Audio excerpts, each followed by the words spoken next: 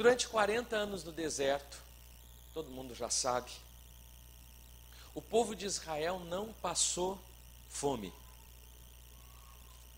Porque Deus proveu um pão que descia do céu, chamado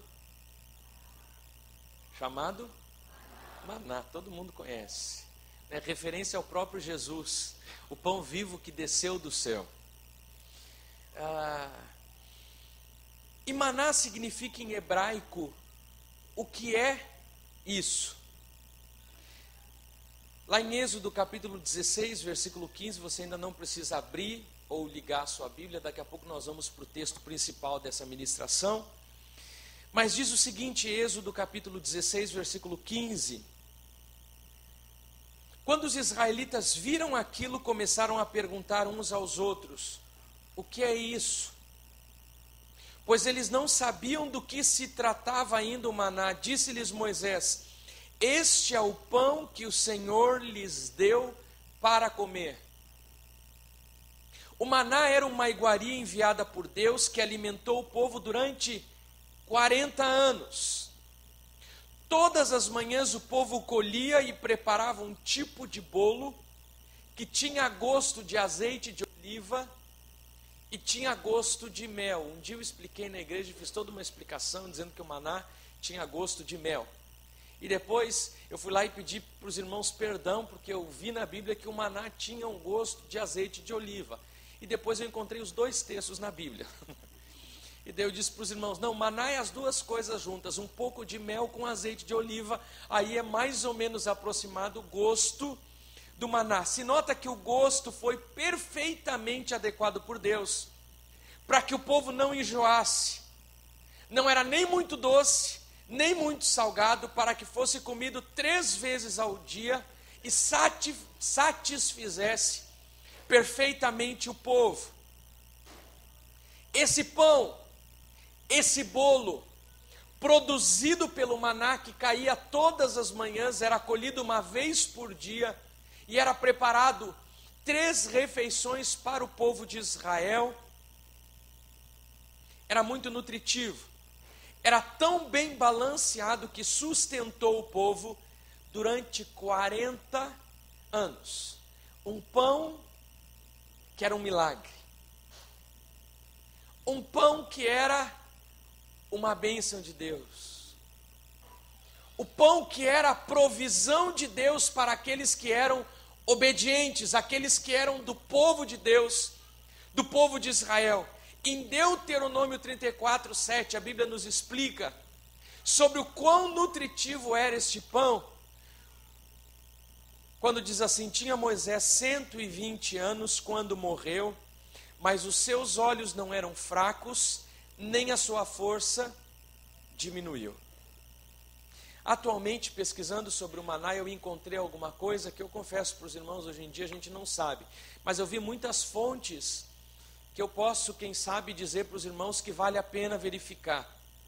Sobre uma aldeia, sobre um pastor, Gerson Pires de Araújo, que teve uma experiência curiosa em Angola algum tempo atrás. Enquanto ele trabalhava como voluntário durante um ano ensinando teologia no país de língua portuguesa, ele visitou uma comunidade com cerca de 100 cristãos em Uambo, localizada na região central de Angola. No local é possível colher até os dias de hoje do chão o que os moradores chamam de maná. Eu não trouxe, mas eu peguei na internet as imagens do que parece justamente como diz na Bíblia nos dias de hoje.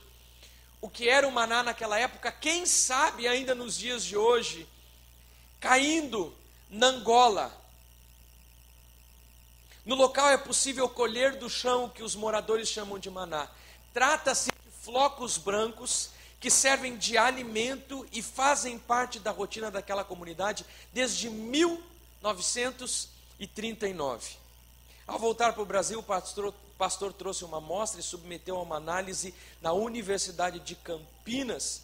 E o laboratório comprovou que os flocos são basicamente frutose, glicose, sais minerais e aminoácidos. Ou seja, não é algo conhecido, mas é apropriado para a alimentação humana. No vídeo postado naquela semana pelo site Terceiro Anjo, Gerson conta que lera sobre o fenômeno numa edição da revista, que foi lançada em novembro de 1948, contudo não tinha ideia de que continuava acontecendo. Segundo a revista, a história contada pelos angolanos da missão Namamba, após a Segunda Guerra Mundial, a comunidade passou por um período de fome, por causa da escassez de alimentos e estiagem na região. E os evangélicos moradores do local, que fica no alto das montanhas, oraram pedindo a Deus que não os deixasse passar fome. E ao terminar a reunião de oração, a filha de 5 anos do casal de missionários, que liderava a comunidade, chegou no local comendo os flocos brancos e afirmando ser maná. Perguntada como ela sabia que aquilo era maná, a menina disse que ouviu 2 homens de branco, que Deus havia ouvido a oração deles, e acredita-se que eram anjos. O maná caiu em grande quantidade naquela região, naquela época, após a Segunda Guerra Mundial, mas dizem que até os dias de hoje, em uma pequena porção ainda cai sobre aquela região, na Angola, naquela aldeia, perto daquela igreja, aquilo que nós podemos dizer, quem sabe que era um maná, quem sabe, não tem nenhuma confirmação. Mas eu gostaria que você abrisse a Bíblia comigo em Josué capítulo 5, versículo 10 ao 12.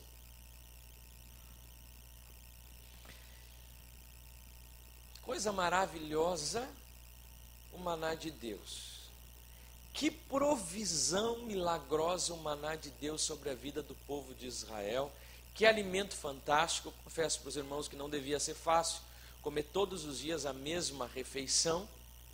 Todos os dias se alimentar 3 vezes por dia durante 40 anos do mesmo bolo, do mesmo pão. Mas essa foi a provisão que alimentou o povo no deserto durante quanto tempo? 40 anos. Eram para ser quantos dias de peregrinação? 40 dias. E o povo chegou na fronteira da terra, foi espionar a terra, mas porque o povo reclamou, murmurou, disse, era melhor que nós tivéssemos morrido no Egito, do que vir para morrer aqui no deserto. E Deus disse, tá bom então, vocês querem morrer aqui, então vão morrer. Dá meia volta. Não, Senhor, perdão, agora a gente vai ocupar a terra. Não, dá meia volta. Começa a marchar, porque toda essa geração que saiu do Egito, de 20 anos para cima, vai morrer no deserto, com exceção de quem não reclamou, de quem não murmurou, Josué e Calebe, que depois está escrevendo esse relato, Josué capítulo 5, versículo 10 e 12. Olha o que diz: na tarde do 14º dia do mês, enquanto estavam acampados em Gilgal, na planície de Jericó, os israelitas celebraram a Páscoa.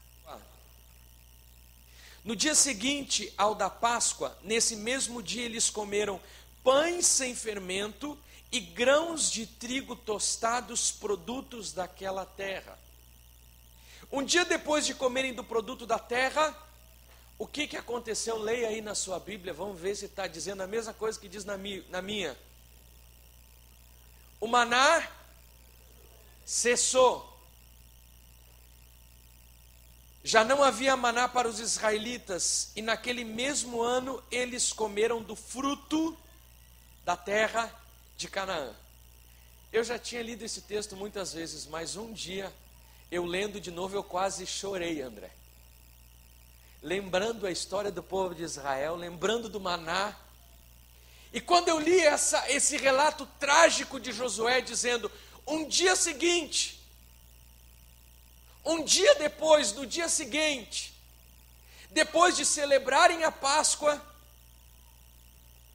o maná cessou.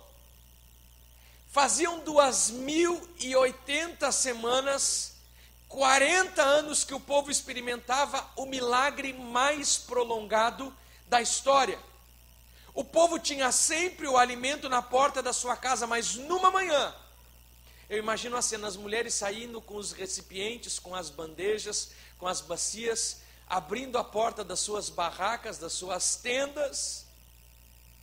Chegam na rua, quem sabe, para colher o maná. E o boato começa a correr. Terminou o maná. Quem sabe eles começam a procurar quem foi que pecou. O que aconteceu que não tem mais maná? Quem sabe os líderes institui um tempo, isso sou eu que estou imaginando, a Bíblia não diz. Institui um tempo de oração, de jejum, para que Deus desse a revelação para saber o porquê tinha terminado o maná, o que há de errado, onde pecamos, porque o maná terminou. E eu gostaria de pensar com os irmãos nessa noite, olhando para o contexto do povo de Israel, alguns porquês sobre o término do maná. Olha para quem está do seu lado e diga assim: o que havia de errado porque o maná havia terminado?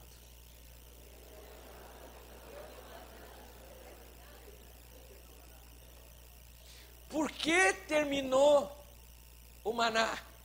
Foi Josué? Foi Moisés? A primeira conclusão que eu chego, repita assim comigo: o maná é temporal. O maná não era eterno. Deus nunca prometeu para o povo que o maná seria eterno, que seria para sempre, mas sim que Deus se responsabilizaria por sustentar o povo durante aquele tempo. O maná era temporal. Irmãos, que dificuldade nós temos na vida em lidar com as coisas que nós temos que são temporais. Há pessoas nos dias de hoje que se aferram de tal forma às coisas que Deus nos dá, coisas boas, às vezes milagres. Não, pastor, esse meu filho não vai para missões porque ele é fruto de um milagre. E muitas vezes a gente se aferra àquilo que é temporal e acaba perdendo de estar dentro dos projetos e propósitos de Deus para a nossa vida. O jovem rico, por que ele deu meia volta e saiu caminhando quando ele disse: homem bom, o que eu faço para herdar a vida eterna? Deus disse: guarda os mandamentos. Desde quando a gente vai para o céu por guardar os mandamentos? Mas Jesus disse para ele, quem sabe para começar uma discussão: guarda os mandamentos. E o jovem rico disse: eu já guardo. Eu acho que Jesus estava caminhando, ele voltou, disse: hã? Tu já guarda? Eles fazem o seguinte: vai lá, vende tudo que tu tem e dá para os pobres. Jesus coloca em xeque o primeiro grande mandamento: amarás ao Senhor teu Deus acima de todas as coisas. E o jovem virou as costas e saiu caminhando porque estava aferrado àquilo que era temporal. Em Caná da Galileia, um casalzinho novo, numa festa de casamento, ficou muito preocupado. Por quê? Porque acabou o vinho. Precisamos conviver com as coisas que Deus nos dá, sabendo que são temporais. E a qualquer momento, podemos não tê-las mais. Quantas vezes termina uma etapa e começa a outra na nossa vida e a gente fica questionando acerca dos porquês? Existem 3 tipos de reações quando alguma coisa termina, uma etapa termina na nossa vida. Aqueles que são nostálgicos. Quando o pastor Ivan deixou a igreja de Porto Alegre, e num domingo ele anunciou que eu estaria começando a pastorear, e depois de 30 anos ele deixaria o pastoreio da igreja de Porto Alegre. Durante muito tempo, muitos irmãos ficaram nesse sentimento: ai, aquele tempo do pastor Ivan. Algumas pessoas ficam olhando para trás e sempre pensando que o passado era melhor do que o presente. E eu não tenho dúvida que o tempo do pastor Ivan era muito melhor. Mas vou fazer o quê? Quando o pai passou a responsabilidade da igreja de Porto Alegre para a gente, a Antonella, no final do culto, a gente entrou no carro, ela pôs a mão na minha perna e disse: meu amor, tu não te preocupa, viu? Se 50% da igreja for embora, tu não fica chateado. Já me consolando, eu disse: porque tu vê, né? Trocar um pastor de 60 por um de 27 não deve ser fácil. Irmãos, imagina para mim. Seguir o trabalho do pastor Ivan, seguir o trabalho na igreja da Cerro Azul, joelho no chão, muita oração, graças a Deus que pelo menos naquele ano, pelo menos nos primeiros anos, não se cumpriu a profecia da Antonella. Os irmãos abraçaram a gente, e aqueles que foram saindo depois com o tempo, por N motivos, e Deus sabe de todas as coisas, mas Deus foi preparando o nosso coração, levantando uma igreja nova. E o tempo anterior hoje foi bom ou foi ruim? Faz parte do passado. Hoje é um novo tempo. Se é melhor ou pior, puxa vida, se eu ficar todo dia avaliando o que é melhor ou pior, a gente não caminha, a gente não trabalha, a gente não vive. Mas muitas pessoas, quando as etapas passam, ficam olhando para trás. E nunca estão contentes com o hoje, porque estão sempre com os olhos naquilo que ficou para trás. Outras pessoas ficam buscando culpados para a mudança. E a terceira reação são aquelas que até sabem que as mudanças são normais, mas elas não admitem, não querem mudar, pois mudanças requer energia. Sair da rotina, quebrar um paradigma, criar novas estratégias. E aqui, quem sabe, a palavra fala com você: um filho que se casa, uma porta que se fecha, um bom cliente que vai embora, uma namorada que diz, terminou. A idade que chega, uma limitação que aparece, um período de recessão. É claro que isso não se aplica a tudo, não é em todas as áreas da nossa vida que o maná termina. Algum irmão meio rápido pode dizer, pastor, isso está acontecendo comigo, meu casamento terminou. Não, irmão, vigia. Casamento não termina, quem termina com casamento é a gente, mas tem coisas que terminam na nossa vida. O maná era uma bênção de Deus. Eu confesso para vocês, o dia que eu me deparei com essa palavra de Josué, o maná cessou sem aviso prévio. Cessou o maná.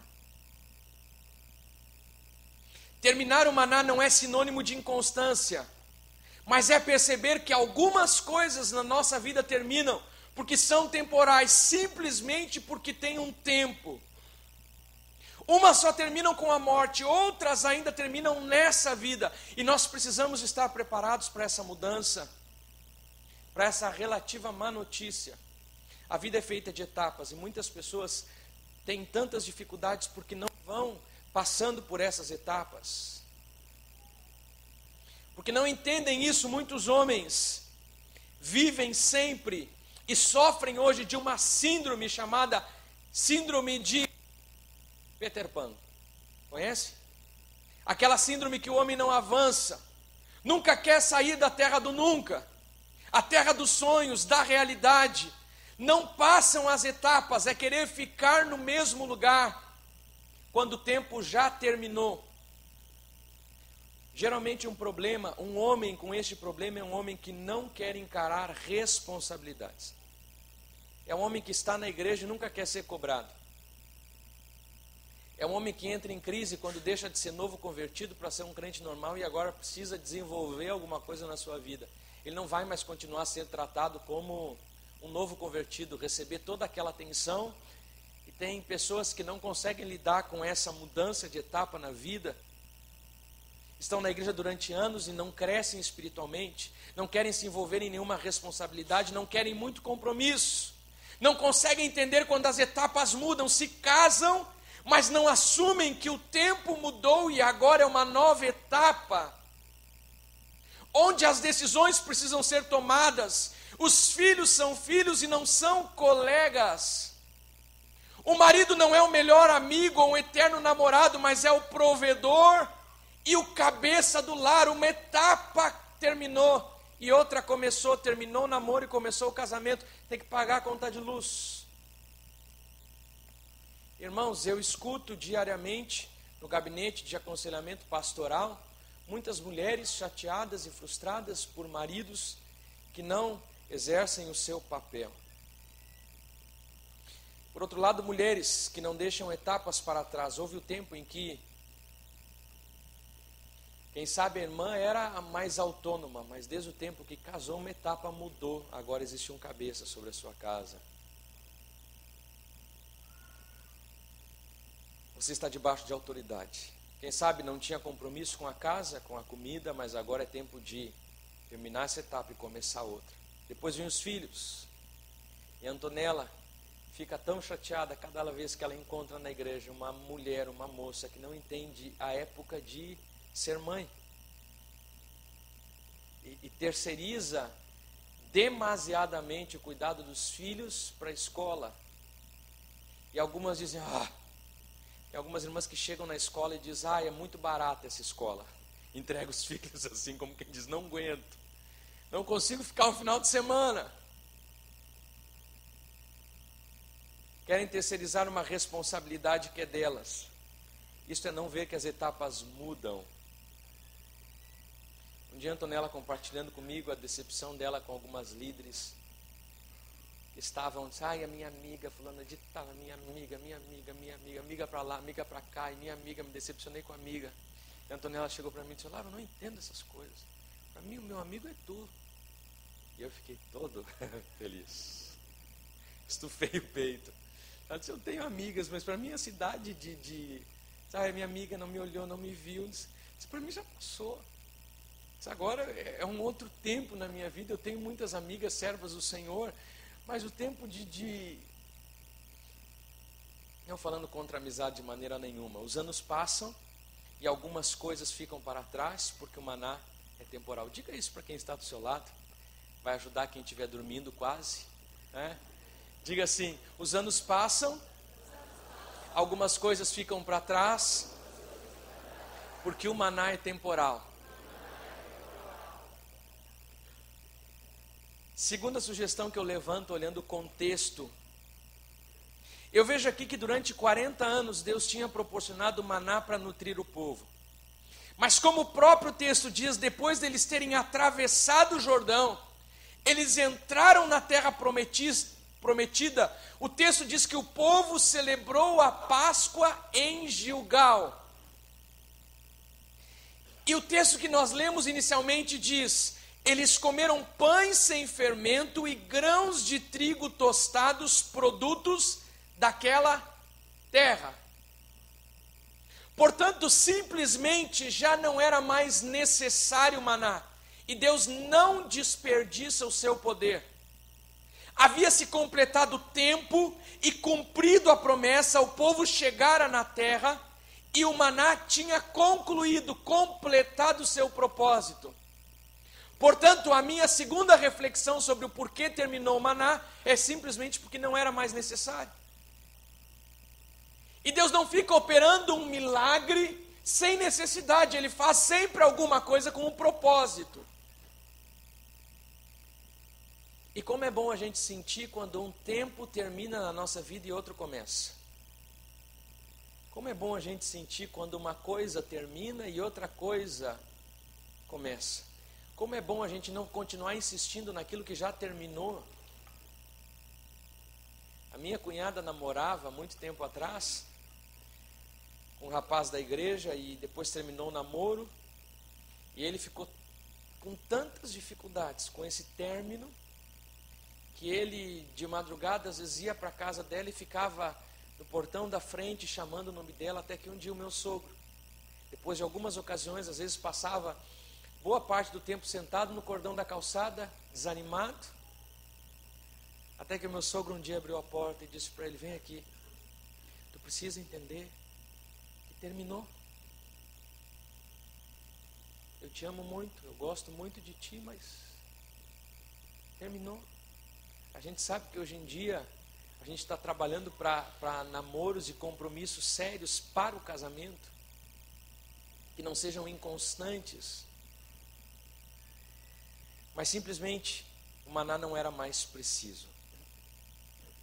Nós vivemos um momento muito difícil na época em que o César foi para o Canção, para o seminário de música, porque a gente ficou sem músico. E quando sai um músico bom, tem muito músico que, nada contra os músicos, porque eu fui, não dá nem para dizer que eu sou, eu fui. Mas músico chama músico, onde tem músico bom vem mais um monte atrás. E depois quando alguns músicos bons foram, o César, depois o Jean, foram lá para o Canção, no treinamento, eu vi muitos músicos que não estavam ali pelo Senhor Jesus, estavam ali pela boa música. E daí ficou eu sozinho. Olha a minha banda, era eu, o Marcelinho e o Batatinha. Pelo nome dos camaradas, o irmão já imagina como é que era a musicalidade. Eu, Marcelinho e o Batatinha, irmãos, não teve época, até hoje os irmãos dizem, mas pastor, eu sinto tanta saudade daquele tempo, que tinha tanta unção, e eu digo para os irmãos, era só o que faltava, se terminasse a unção, música já não tinha nada, eu só me agarrava na unção e na oração, porque era só o que eu tinha. Os irmãos dizem, mas tinha tanta unção. Eu disse, não, irmão, só tinha unção. Hoje tem unção, tem musicalidade, tem afinação, tem mais uma porção de coisa. Naquela época era o nosso carro-chefe, a unção, só unção. E daí daqui a pouco volta o César. E daí o negócio começa a ficar melhor. E daí depois volta com ele um ministro, um cara que quebrava todas cantando. Servo do Senhor. E eu comecei a ver que eu estava sobrando. Que não precisavam mais de mim. Que dor no coração de um crente. Um dia eu escutei o pastor Shed falando sobre uma organização que ele participava, viajava muito por essa organização. E um dia ele fala para mim, eu disse, pastor, por que o pastor não está mais lá? E ele disse, pastor Olavo, eles me liberaram, quem sabe eu já não era mais útil. Que nobre. Outro sairia falando mal, dizia, quando precisavam de mim, quando eu era útil, agora já sou descartável. Irmãos, eu senti que eu não estava mais sendo útil. Tinha um ministro melhor do que eu, tinha uma banda melhor do que eu e já tinha líder para o ministério de louvor. E Deus fala comigo, diz, Olavo, tira o time de campo. Eu disse, pô, Senhor, agora que as coisas estão ficando boas, Deus, tira o time de campo, eu não preciso mais de ti aí. Eu falei com a Antonella, disse, meu amor, nós vamos sair do ministério de louvor. Ela disse, não, porque não sei o que, papapá. Eu gosto de cantar.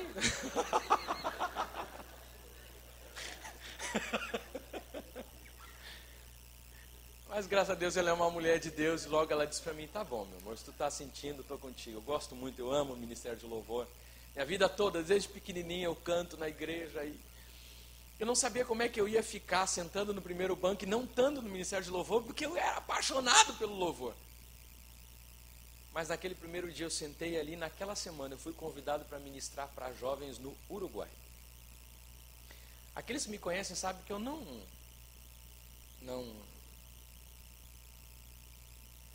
isso não de maneira alguma faz a minha cabeça, mas foi uma pequena resposta de Deus, de que, Olavo, se tu entender o tempo de Deus para a tua vida e sair quando eu pedir para te sair, é porque tem alguma coisa nova de Deus para a tua vida em outro lugar. E naquele ano foi o ano que o Ministério de Jovens da igreja começou a levantar um voo maravilhoso. E nós fizemos coisas abençoadas demais. E um dia chega o pastor Ivan para nós e diz para a gente que era o tempo da gente largar o Ministério de Jovens. Eu já tinha aprendido a lição, para mim estava tranquilo. Só que eu tinha ainda que falar com a Antonella. E daí, irmãos, foi mais difícil. Não, a gente já saiu do louvor. Ela está feliz da vida. Às vezes eu falo coisas boas de ti, meu amor, na maioria das vezes. Ela é uma serva do Senhor, irmãos, com S maiúsculo. Mas ela disse, ai meu amor, mas a gente gosta tanto do louvor, a gente saiu, agora os jovens Eu entendia perfeitamente, ela tinha deixado família argentina, e quando ela começava a se envolver em algum ministério, levava um tempo e começava a se sentir bem, Deus diz, terminou. Com isso ela teve que também abrir mão da Gol, que ela trabalhava na Gol, e era o que oportunizava ela ir visitar a família na Argentina com muita facilidade. E Deus pede tudo junto. Irmãos, foi muito difícil para mim. E daí para frente Deus começa a trabalhar no ministério pastoral na nossa vida. E como é bom quando a gente sabe o tempo de Deus e quando o tempo de Deus termina. Eclesiastes 3, do 1 ao 2, tem um texto conhecido demais que diz, para tudo há uma ocasião. E um tempo para cada propósito debaixo do céu. Tem tempo de nascer, tempo de morrer, tempo de plantar e tempo de arrancar o que se plantou. Que bom é fazer somente a vontade de Deus, estar perfeitamente colocado no tempo e lugar certo para cumprir os desejos do Senhor. E que bom é também sair quando terminou. Que bom é também ser sensível à voz de Deus e discernir os tempos, e discernir os momentos na nossa vida, e aquilo que Deus tem para fazer na nossa vida e no nosso ministério. O que você está tentando continuar que já terminou? No que você está apostando que Deus já descartou? Pelo que você está esperando que Deus não vai mais mandar? Que porta você está empurrando que está fechada?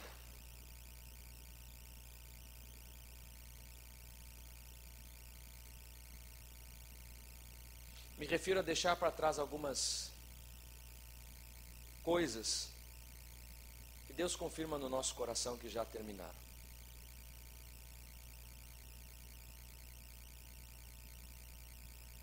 Vencer as etapas. Primeiro, porque o maná é temporal. E segundo, porque não era mais necessário. Se uma porta se fechou, quem sabe é Deus vendo que não tem mais necessidade daquela provisão dessa maneira. Descansa no Senhor, porque Ele está no controle. Um dia eu viajava com o pastor Fábio na serra. Eu dormi no banco do carona.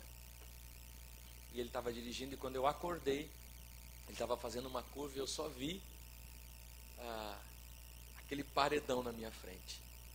Eu acordei apavorado e segurei a direção. E quando eu segurei a direção, ele segurou mais forte, porque pode causar um acidente. E ele calmo olhou para mim e disse: Olavo, fica tranquilo, está tudo sob controle. Depois eu continuei dormindo e aquela frase ficou no meu coração. Enquanto eu dormia, Deus ministrava no meu coração em outra área na minha vida. E aquela voz do pastor Fábio ficou no meu coração dizendo: Olavo, fica tranquilo, está tudo sob controle. Se Deus está no controle da nossa vida, quando as etapas mudam, a gente está em paz, porque Deus está no controle. Nenhum fio da nossa cabeça cai sem a permissão de Deus. Um dia a Antonella ensinou isso para a Antônia. E a Antônia olhava para a Antonella e dizia assim: mãe, nenhum fio. Deus cuida dos fios de cabelo. Antônia é esperta demais, inteligente, puxou a mãe.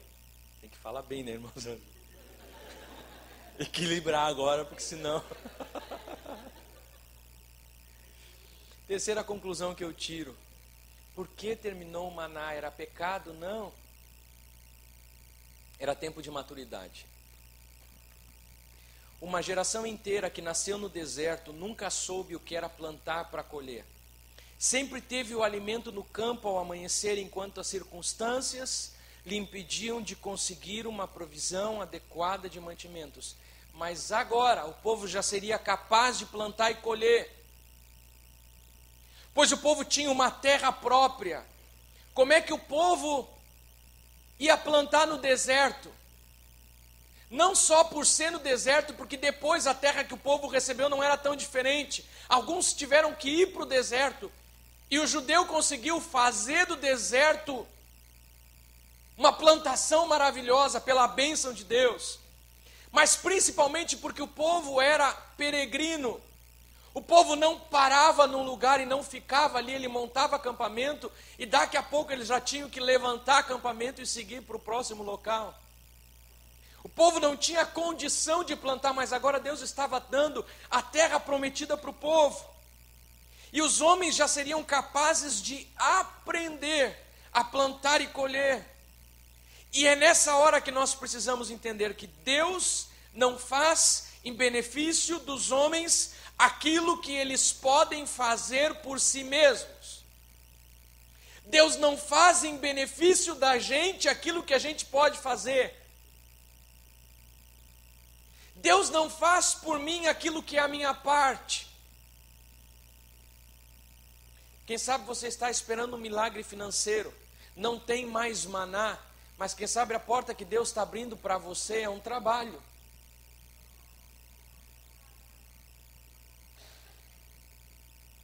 Eles agora deveriam aprender sobre as leis da agricultura, e o seu alimento seria produzido pelo suor do seu rosto. Porque o Senhor não proporciona, repita assim comigo, o Senhor não proporciona normalmente maná quando você vive em terra fértil. Não era mais preciso e era tempo de maturidade. O povo precisava aprender a plantar e a colher. Portanto, se você notar que por uma temporada você fluía em um dom espiritual e depois cessou, é porque no processo de desenvolvimento espiritual dos cristãos, eles crescem em graça. Bruna, tu me ajuda, por gentileza? Eles crescem de graça em graça, de vitória em vitória, porque Deus criou a vida humana para amadurecer. E por último, a quarta conclusão que nós podemos tirar olhando a história do povo de Israel. O maná cessou para que o povo se movesse e saísse do conforto. Não havia outra opção para o povo de Israel. Ou eles conquistavam Jericó e tomavam posse da terra, ou morreriam de fome onde eles estavam, porque o maná Deus já não enviaria mais. Irmãos, que coisa maravilhosa. Se Deus continuasse dando maná para o povo, sabe o que o povo ia fazer? Ele ia pegar o primeiro campo que encontrasse, ia todo mundo se amontoar ali dentro. Daí Deus tira o maná para quê? Para que o povo se movesse e saísse da área do conforto. Se eles não tivessem terra daqui para frente, estava tudo debaixo do controle de Deus.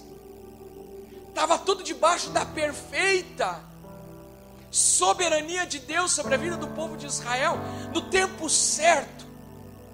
Depois da Páscoa, o povo atravessou o Jordão, entrou na terra prometida, celebraram a Páscoa com o que eles colheram do campo, do que eles pegaram da terra, e no outro dia Deus cessa o maná. Coisa maravilhosa, que bênção de Deus. Se Deus não tivesse cessado o maná, o povo continuaria acomodado. O povo sofria de um grave problema. Eles estavam acostumados e acomodados a comerem o maná. Por isso o fim do maná não se tratou de uma questão de crueldade, impiedade ou falta de amor divino, e sim uma forma de Deus levá-los a tomar uma decisão. Que maná que Deus cessou na sua vida? Qual é a porta que fechou? Quem sabe é Deus produzindo em você algo que inquiete o seu coração, para que você vá atrás do melhor de Deus que ainda está por vir. O local onde acontece isso é na estrada, na entrada da terra prometida. E o tratamento de Deus podia ter sido muito pior, uma vez que o povo entrando na terra, se Deus continuasse enviando o maná, porque aquele povo se tornaria ineficaz, incapaz, não seria um povo forte. Mas Deus parou o maná para forçar Israel a exercer a fé. Irmãos, e é por isso que Deus não deixa que a nossa vida passe sem aflições e sem problemas. E é por isso que o Senhor não deixa que a vida da gente corra sempre às mil maravilhas. Isso é de Deus também. Uma vida mansa logo começa a passar por algumas tempestades. Aqueles casais que se casam novinhos pensam que tudo é lua de mel. Eles chegam, têm conta para pagar e começam as primeiras tempestades no casamento. Isso é muito bom. A gente amadurece, a gente passa para próximas etapas na vida. A gente percebe que as crianças precisam de roupa, que o carro troca pneu, e que todo mês as contas chegam em casa. Deus permite que passemos por dificuldades para manter a nossa fé viva e a nossa esperança ativa.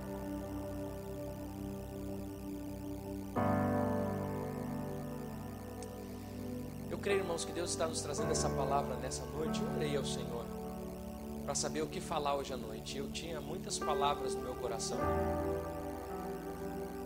palavras que a gente prega, que a gente gostaria de compartilhar, mas a palavra que eu creio que Deus colocou no meu coração para a sua vida é essa.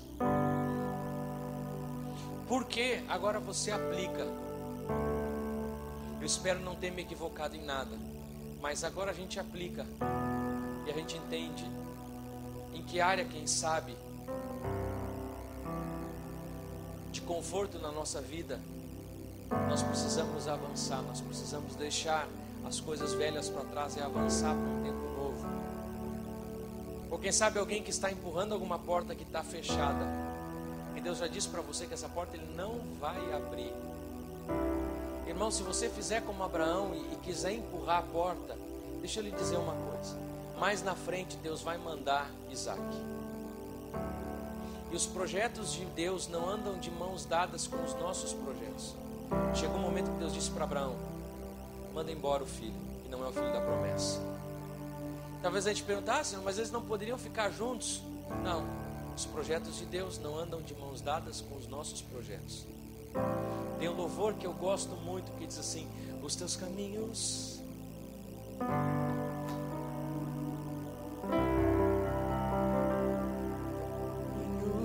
não são os meus caminhos, os teus pensamentos não são os meus pensamentos. Eu tenho um plano para você, plano de bem, não de mal. Eu tenho um plano para você, plano que nunca falhará. Eu sou o Senhor teu Deus, estou aqui. Aleluia. Qual é a porta que você está empurrando? Irmão, não entra por ela em nome de Jesus. Seu líder de aprisco já lhe recomendou. Um dia o irmão veio me pedir um conselho. Eu dei um conselho para ele. No outro dia ele chegou para mim e disse: pastor, ele disse para mim: vendo o carro, não vendo, faço negócio, não faço. Ele disse: não faz, irmão, acho que não faz. No domingo ele chegou para mim e disse: pastor, eu disse: o que foi, não fez? Ele disse: não fiz. Eu disse para ele: irmão, por que tu perguntou? E parece que o irmão que fica perguntando de líder para líder, de presbítero, pastor, para ver quem é que responde aquilo que ele quer escutar. Irmão, você quer uma palavra de Deus? Ou você quer escutar aquilo que você quer? Então não pergunta, faz. Agora, se você quiser escutar a palavra de Deus, eu não tenho dúvida que sempre a melhor decisão para a nossa vida é a vontade de Deus. Nem sempre é a que mais produz lucro, nem sempre é a que mais produz felicidade desse mundo. Mas não tem coisa melhor na vida da gente de saber todos os dias que a gente está no centro da vontade de Deus. Não é nem um pouquinho para a direita e nem um pouquinho para a esquerda. Eu acho que isso é possível, por mais que a gente não seja perfeito. É possível se formos sensíveis ao que Deus vai movendo na nossa vida. Esses dias eu aconselhava uma irmã que está passando por um desafio grande. E ela dizendo: Olavo, eu não sei mais o que fazer. Eu olhei para ela: a única coisa que tu precisa é uma palavra de Deus para a tua vida. Não, eu preciso de um monte de coisa, eu estou pensando se eu for por aqui. Eu disse: não, tu não tem que levantar 1001 hipóteses. Tu tem que ter uma palavra de Deus. Porque quando a gente tem uma palavra de Deus, a gente começa a caminhar, Deus começa abrindo as portas. A porta fechou, irmão, vai orar, vai pedir ao Senhor: Senhor, o que está acontecendo? Quem sabe não é uma porta que está fechando porque é um pecado, não. Maná era uma bênção de Deus, é somente Deus mudando um pouquinho o rumo. É Deus produzindo em você alguma coisa nova. Quem sabe você recebeu um não, ou está sofrendo algum tipo de impedimento de saúde emocional, espiritual. Quem sabe você pergunta por quê. Deixa eu lhe dar uma palavra boa que vai acalmar o seu coração. Tem um outro louvor que diz, enquanto a Bruna vai pegando ali, aquele que diz: quando uma porta se fecha aqui, outra porta se abre ali. Quando uma montanha tem aqui, Deus nos dá fé para remover aquela montanha. Se a gente está diante do Senhor, quando uma porta se fecha, o crente fica indo para a porta. Tá bom. A gente fica esperando no Senhor. A gente diz: Deus, o que tu quer de mim? Daqui a pouco Deus acende uma outra porta. Está bom, é por essa que eu vou caminhar. Eu queria tanto por aquela, mas vamos caminhar por aqui. Se não tinha mais alimento no chão, é porque o povo estava em Canaã. É porque o povo tinha entrado na terra prometida. E agora Deus está dizendo: agora eu não vou mais mandar alimento do céu para vocês. Conquistem Canaã. Chegamos na terra prometida. Vocês chegaram na terra que mana leite e mel. Não precisa mais de maná. Não caía mais pão do céu, mas agora o povo tinha terra. O povo pisou na terra e o povo dizia: agora a terra é nossa. E essa deve ser a atitude do crente: discernir qual é a próxima etapa. Se você ainda quer um maná, irmão, volta para o deserto, porque a terra prometida não tem maná. A terra prometida tem uma terra que mana leite e mel. Não te contenta com as coisas do passado. Deus tem algo novo para a tua vida hoje. Nós poderíamos mudar o título dessa mensagem, e ao invés de ser cessou um maná, nós poderíamos dizer: é tempo de comer dos frutos da terra prometida. É tempo do novo de Deus sobre a sua vida. Eu creio que essa mensagem é uma mensagem de esperança, para a gente não ficar mais olhando para a ausência do maná ou para a impossibilidade, mas olhar para aquilo que Deus vai produzir daqui para frente. Tem milagres que só acontecem quando a gente começa a caminhar. Deus fecha outras portas, às vezes é para nos abençoar. Irmão, tem coisa que só acontece na nossa vida quando a gente começa a caminhar dentro de uma palavra de Deus. Nós começamos a escola e tem sido um projeto maravilhoso, mas eu tenho certeza que muitos milagres de Deus não aconteceriam se nós não tivéssemos escutado Deus falar ao nosso coração. Enfrentamos muitos problemas, muitas dificuldades. Um dia desses eu entrei no banheiro, lá no escritório em Porto Alegre. Depois o Silas me passou alguns desafios, e eu, para a equipe de trabalho, mostrando tranquilidade ao meu coração, preocupado, pastor. A gente saiu da reunião, terminou a reunião, eu fui para o banheiro. Quando eu estou saindo do banheiro, Deus disse para mim: disse: Olavo, tu pensa que eu perdi o controle, mas eu não perdi o controle. Eu estou no controle de tudo. Eu não perco o controle. O desafio daquela semana era muito grande. Nós precisávamos de R$17.000. Aquela palavra de Deus tranquilizou meu coração. Depois nós fomos para o staff, nosso treinamento de líderes. E nós começamos o staff, o irmão sai caminhando da metade da igreja, chega para mim e põe um envelope no meu bolso e diz: pastor, uma oferta para a escola. Era uma oferta em dólares. Eu confesso para os irmãos que eu não sei a quantia exata, nem contei.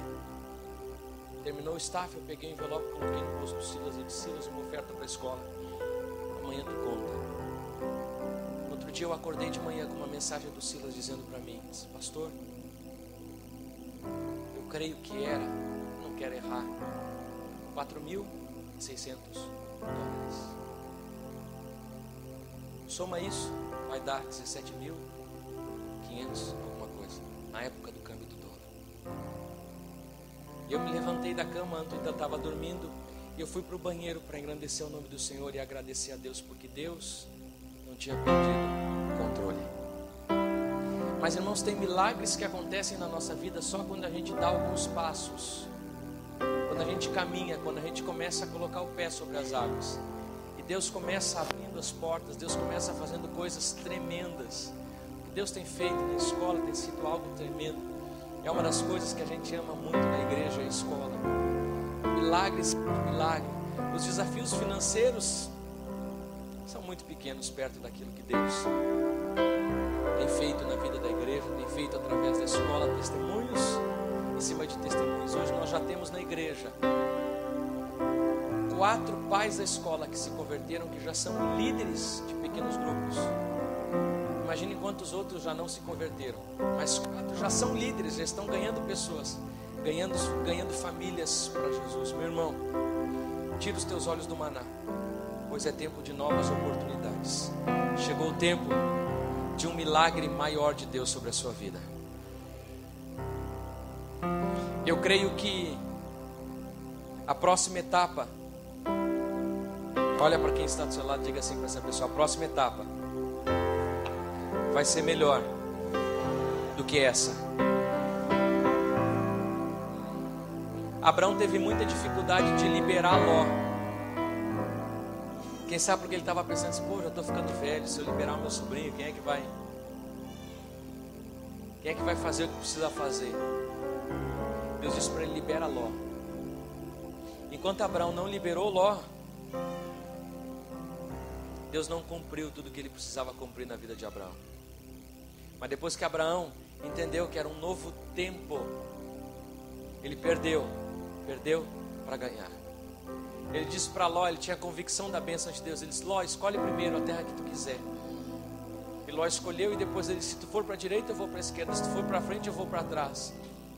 Mas é tempo da gente se separar. Não está dando mais certo. E quantas vezes a gente se apoia nas pessoas, a gente se apoia nas coisas, e a gente segura Ló, e enquanto a gente não deixa essa etapa passar, Deus não começa a outra. Deus vai começando, e daí eu vou pegando segurança, e daí quando eu estiver bem seguro, e daí eu solto o Ló, e Deus diz: não, solta o Ló, depois eu te abençoo. Primeiro termina o maná, e depois vem o que tem de bom para a tua vida. Não é gradativo. Terminou o maná, é tempo de coisa nova, e creia que o melhor de Deus ainda está por vir. Eu gostaria de, creio que eu até já passei do meu tempo, pastor Arnaldo, mas eu quero orar por você onde você está mesmo. Feche seus olhos. Senhor Jesus, eu sei, ó Pai, que essa igreja é composta de muitos irmãos sérios demais, que te servem, ó Pai, com uma vontade tremenda. E tu sabes, ó Pai, o porquê dessa palavra hoje. Para quem eu falei? Eu creio que a palavra ela nunca volta vazia. Uma parte dela eu creio que, Senhor Jesus, pode ser aplicada na vida de todos nós. Mas quem sabe, Senhor Jesus, tu separasses essa noite para falar ao coração radicalmente de alguns, ó Pai, que estão estagnados, estão sofrendo problemas porque não passam por etapas que precisam passar dentro do casamento, no trabalho, na vida, no ministério. Estão procrastinando, estão deixando para o dia de amanhã. Estão, ó Pai, não permitindo que Deus complete a obra que Ele tem para fazer. E quem sabe é necessário que se feche uma porta para que outra se abra, Senhor. Quem sabe eu posso estar falando, Senhor Jesus, para este irmão ou para essa irmã que até hoje não entendiam o porquê uma porta se fechou. Mas quem sabe hoje Deus está falando ao teu coração. E Paizinho, esse é o meu desejo, que tu possas falar ao coração deste servo, desta serva, deste irmão, desta irmã, deste líder, ó Pai, para que possa discernir que, Senhor Jesus, é tempo de abrirem-se outras portas. Ó Paizinho, quem sabe tu estás falando nessa noite sobre a vida deste irmão que precisa ser abençoado nessa noite. E quem sabe ele estava esperando alguma coisa da fonte errada, do lado errado. E quem sabe tu estás mostrando, ó Pai, que a direção é outra, que o caminho é outra. Mas a boa notícia é que nós estamos perto da terra prometida. Ó Paizinho, abençoa a vida deste homem, abençoa a vida dessa mulher, abençoa a vida deste irmão, abençoa a vida desse jovem. Que a tua palavra, Senhor Jesus, fale a vida dessa família que quem sabe tem empurrado uma porta que está fechada. Tem, Senhor Jesus, gastado tantas energias empurrando ou carregando um projeto que não é teu, que tu não pediste, Senhor. Oh, Paizinho, em nome de Jesus, tudo aquilo que for teu nós queremos. Tudo aquilo que vem de Ti nós queremos, ó Pai. Tudo aquilo que extrai o máximo de nós queremos. Todos os desafios que vierem de Ti, Senhor, nós queremos caminhar. Agora não permita, ó Pai, que venhamos ficar caminhando segundo o nosso coração, segundo os nossos pensamentos, segundo a nossa vontade, porque eu não tenho nenhuma dúvida de que os Teus projetos são melhores do que os nossos. Os Teus caminhos são melhores do que os nossos. Viver dentro da Tua palavra, viver de acordo, ó Pai, é muito melhor do que viver de acordo com os nossos pensamentos. Em nome do Teu Filho Jesus, abençoa a vida deste irmão, abençoa a vida dessa casa, abençoa a vida dessa família, abençoa essa célula, abençoa esse aprisco, abençoa esse pequeno grupo, abençoa, Senhor Jesus, a Tua igreja, abençoa essa congregação, abençoa, Pai, o Teu povo, em nome do Teu Filho Jesus Cristo. Amém.